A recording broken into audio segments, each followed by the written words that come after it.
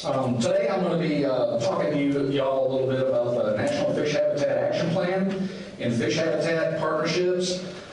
These two things right here present us with a great opportunity to work together to do habitat improvement projects, and I want to tell you about these programs and their opportunities. So why should anglers really care about fish habitat? You know, good fishing and healthy fish populations are really dependent on good quality habitat. These habitats provide protective cover for young fish as they grow to larger sizes. Without it, they're going to get eaten by predators. They provide important feeding and spawning areas for fish.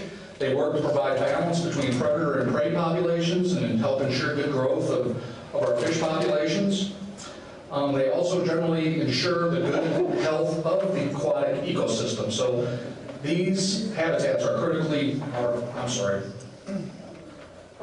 important. They also offer us the best places to go catch fish, which I know is important to me and important to all of you. Unfortunately, our fish habitats in Texas really are under siege. Demands for water are ever increasing in our state as our population grows. This is true in Texas and true across the United States, many different states. Our reservoirs are also aging and are losing woody-type covers that were in them at the time of impoundment at a rapid rate. Also, some of those habitats are being physically removed by people as populations increase. Our natural shorelines, as you saw in some presentations before this, are being replaced by bulkheading, which diminishes the habitat value of a particular lake.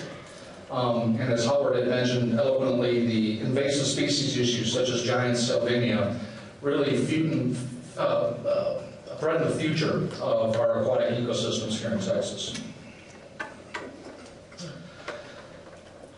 Really the bottom line is that Texas Parks and Wildlife simply does not have the resources we need fully to battle these problems, certainly not by ourselves.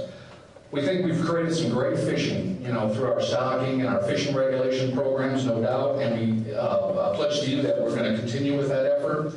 But we really need to find new ways to protect and enhance our aquatic habitats. These habitat improvements, though, are an expensive ordeal for sure, and they're labor intensive. So my presentation today is a pledge to you for your help and support. And I think we have some good things going on the ground right now.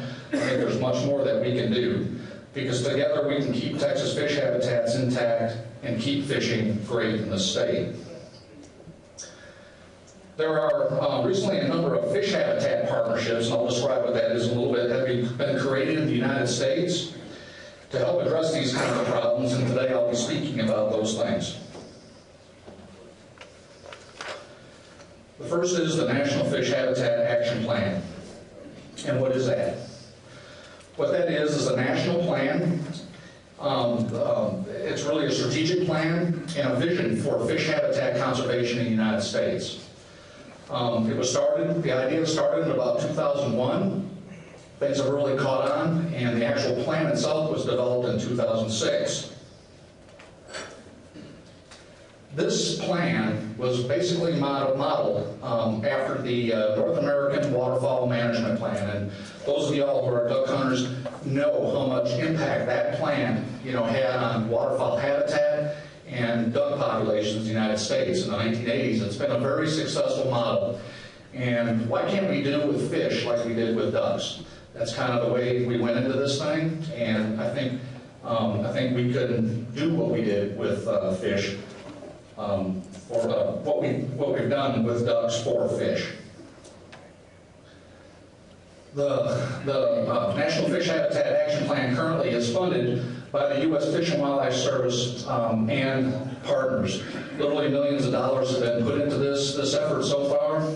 But there is the National Fish Habitat Conservation Act, which is right before the Congress now. And if you haven't called your state congressman about that, do it. I think it's important. Ultimately, it's going to be funds that come from that act that help continue to fund this plan. The action plan itself is totally non-regulatory. There's not regulatory. It's completely science-based, and it's also completely voluntary. What makes it work is it's driven by partnerships, grassroots partners, and these are itself the fish habitat partnerships. So this is how it works. The National Fish Habitat Action Plan status, I got abbreviated up there, NFHAP, is basically the umbrella for about 16 habitat partnerships in the United States. And these partnerships carry out the mission of this nationwide plan. These individual partnerships, though, are usually individual species-based, or they're geographically based by area, or they're based on system types, and I'll get into that in a little bit. But basically, these partnerships pull together agencies, organizations, people in the industry to do good work to improve fish habitat in this country for these different types of things. The goal of this plan basically is to implement habitat projects, similar to the ones that we heard presentations about. It's actually putting and funding these projects on the ground to benefit fish habitat in the United States. The end product, of course, of all this is healthier fish populations, improved aquaculture or improved aquatic ecosystems, and improved fish populations, and of course better fishing for anglers, certainly as a product of all this.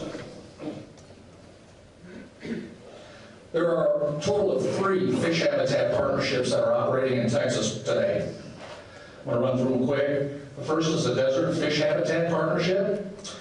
This partnership primarily focuses on mainly threatened and endangered minnow species in West Texas.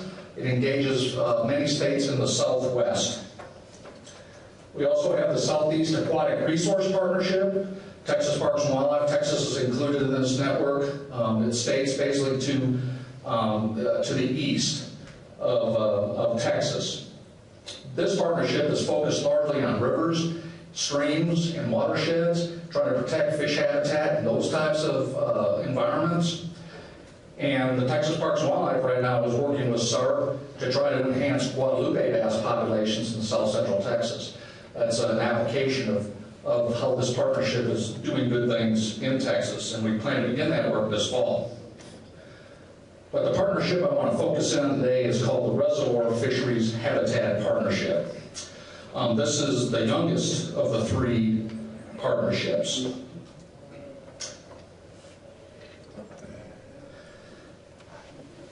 The Reservoir Fish Habitat Partnership has the largest, obviously it's a system-based partnership.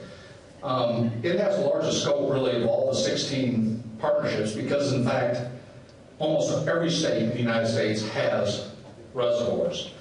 Reservoirs are present in every state. Not only that, about 70% of the fishing recreation that occurs in the United States occurs on reservoirs. These systems provide water, they provide flood control, outdoor recreation to millions of citizens in the United States.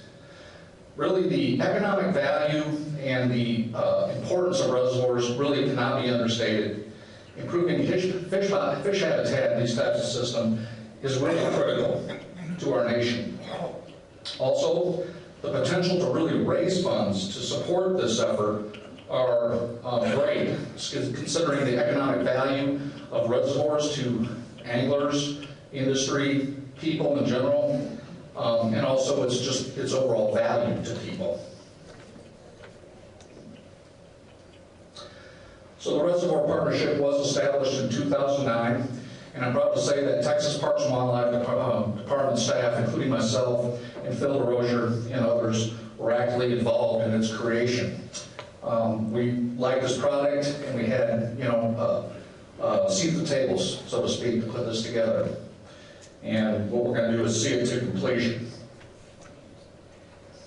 The focus, though, of the Reservoir Habitat Partnership is to improve fish habitat in reservoir systems, recognizing that reservoirs in themselves can have impacts both downstream and upstream of a reservoir. So the partnership has chosen to look at these things as a system across the country. But what makes the Reservoir Fish Habitat Partnership unique, although it's nationwide, most of the partnerships are not, is that with its structure, it's going to allow for tax-exempt fundraising by local entities across the country. This is totally unique and not current, and it's not used in any of the other partnerships. Basically, these entities would be covered by a 501c3 carried by the Reservoir Fish Habitat Partnership.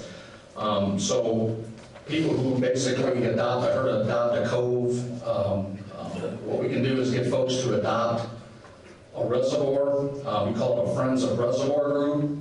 And if they align themselves with the Reservoir Fish Habitat Partnership, funds that are funds that can be donated to that organization can be donated and considered tax exempt. Could allow us to make our money go further. The financial arm of the Reservoir Fish Habitat Partnership will be called Friends of Reservoirs. That's what's envisioned. If you'll think of the Reservoir Fish Habitat and Friends of Reservoirs as two sides of the same coin, the Friends of Reservoir part is the financial side, and Reservoir Fish Habitat Partnership is the operations side.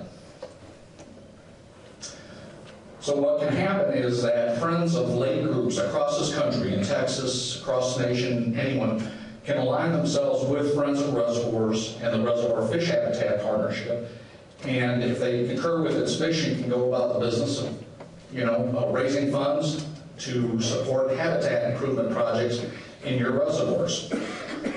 And so this is perfect for a local organization, and I've seen some today, a perfect way for us to raise funds to do fish habitat improvement work across the country and in Texas.